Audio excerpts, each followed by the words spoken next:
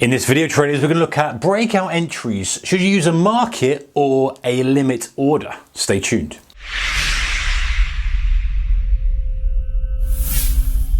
Hey guys, a warm welcome to you. All right, so breakout entries, should use a market or a limit order? I have this question from, let me grab up the gentleman, I think it was a gentleman. Yes, Larry, great, appreciate your comment.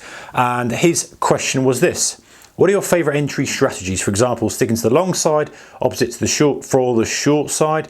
Use a buy, that was in brackets, use a buy stop slightly above a level of resistance for breakouts, or buy on the second candle after a well-defined hammer for reversals. And is there ever a good time to use a market order instead of a limit order? Thanks in advance. Appreciate the question, Larry. Appreciate your subscription if you are already a subscriber, as I do all your guys' questions, etc. So the question as well about using a market or a limit, that makes perfect sense, because it's often a question that, you know, we think about, like, well, should we be kind of using this? Should we be getting extra aggressive? When shouldn't we get extra aggressive? So Larry's question pretty much is basically this: if we've got a resistance level here and the market is pushing up to it, are we buying straight on there? Are we waiting for a kind of pullback to here? And I think he talked about, if we're talking about a little wick underneath, I think he said about hammer. So let's imagine that. And what's the best scenario? So Larry and everyone else, because funnily enough, this question came up literally the other day as well, talking with a group of traders. I think sometimes the market conditions definitely do warrant the same, everyone thinking the same thing, like, oh, you know, what's the best thing to do this, and getting a bit caught out on bits and pieces. So let's look at this. So let's keep that example. We're looking at long, looking to buy a break above resistance. How do we get into it? So first of all, you know, there's lots of other bits that should come into play before you even talk about this. And that's something that I go concept of splitting it, things into filters and triggers, and how important those two aspects are. But going back to this initial question, this can I draw an arrow here? How many times have I attempted to draw the arrow there? That's an arrow pointing at this little breakout. Anyway, so the question you've got is, or the question you've got as a trader that you're asking yourself is, do I buy this here and just pile in? Do I wait for the wick? So let's look at some examples. So what you could do is you could go straight away and you could use a market order and you could buy it straight above there. Now, the danger you've got with that is, number one, slippage. When you're using a market order above key levels, you are bundled in with every other market order out there that's buying that breakout, because they've got a stop, because most people are going to be putting their stop loss up there. You've got people who are getting long as well. You've got loads of people who are hammering market orders into the book. Liquidity is going to get sucked out. Slippage is a serious problem with this, guys. Even if you're trading a one contract lot on the DAX, you are going to get slipped, especially if you're on the downside, even more so.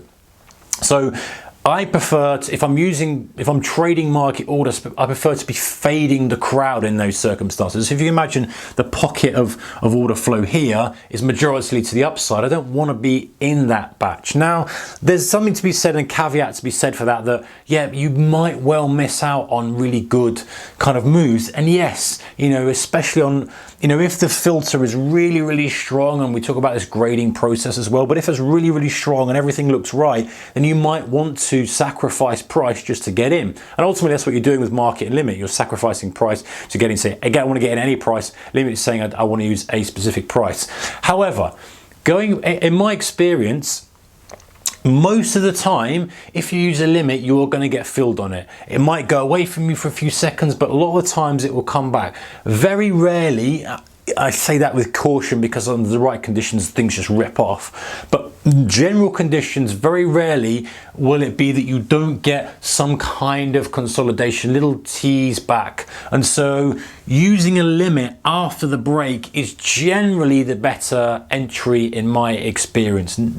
Not always, it does depend, but that stops you from, what you don't want to be doing is getting in long. You've got really bad fill on the market, comes down, even does a wick, you stretch, you think, oh, I don't want to be in this trade. I do want to be in this trade, but it's hurting a bit now, it's quite a way away. But in reality, if you weren't in there, you'd be looking at that and thinking that's the best buy in the world, because it's wicked under, it's now closed above your support level, and you think it'd be great. So you don't want to force yourself into a position where you're hurting for something that fundamentally, when you looked at it objectively, looks great.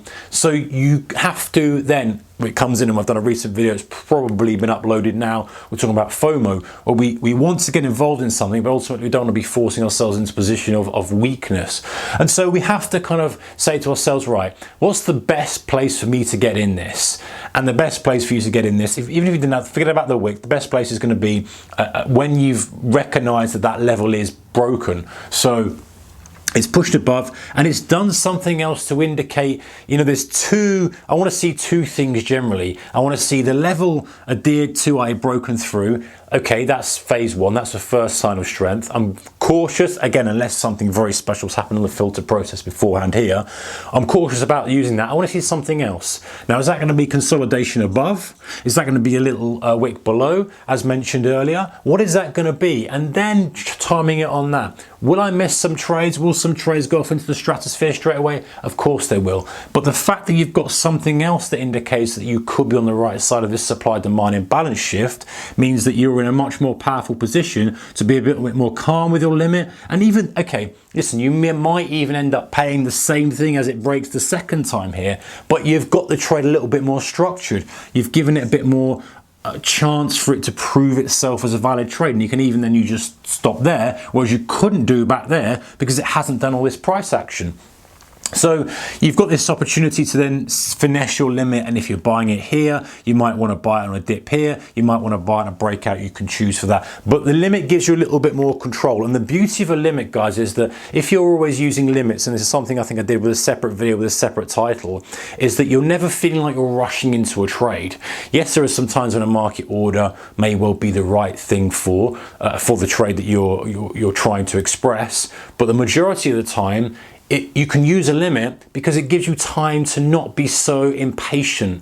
You know, if you miss a few, you miss a few, but it requires discipline to put the limit in, to wait for the fill, to accept that some won't get you filled, and to be more, listen, I'm going to trade on my terms. That's what you're saying to the market under those conditions. I'm trading under my terms, and my terms are this price level. And so you get a little bit more, it might just be me feeling that way, but you get a bit more control, and you feel a little bit more in control of your trading when you're trading in respect of a limit as opposed to a market. I'm not saying market orders can't be used, and I use market orders an awful lot, but that just changes the dynamics slightly of the relationship between you and the trade, if that makes sense. And when you're in something like this, where you feel like you've got a bit of urgency, you don't want to miss it, there's a little bit of FOMO there, it can just give you that little bit of control. A few might slip away from you, but then when you start to see how the price unravels and unfolds here, then yes, you may pay up sometimes, you may get a better price, but it just gives you a little bit more meat to work off. And don't forget, guys, you know, one of the things that's super frustrating for trading this type of thing is buying on a market, it coming down, stopping you out, goes again, you buy it again, stops you out, and you end up 3 or 4 goes because you're just buying these little springs without waiting for it to actually properly go or actually coil. Whereas in reality, you know, if you waited for it to structure a little bit more, you could buy a little bit lower, but you'd feel a little bit more in control. You might have a wider stop, the smaller position under that wick if there was a wick, and that kind of thing. All right, guys, that's the breakout entries using a market order or limit.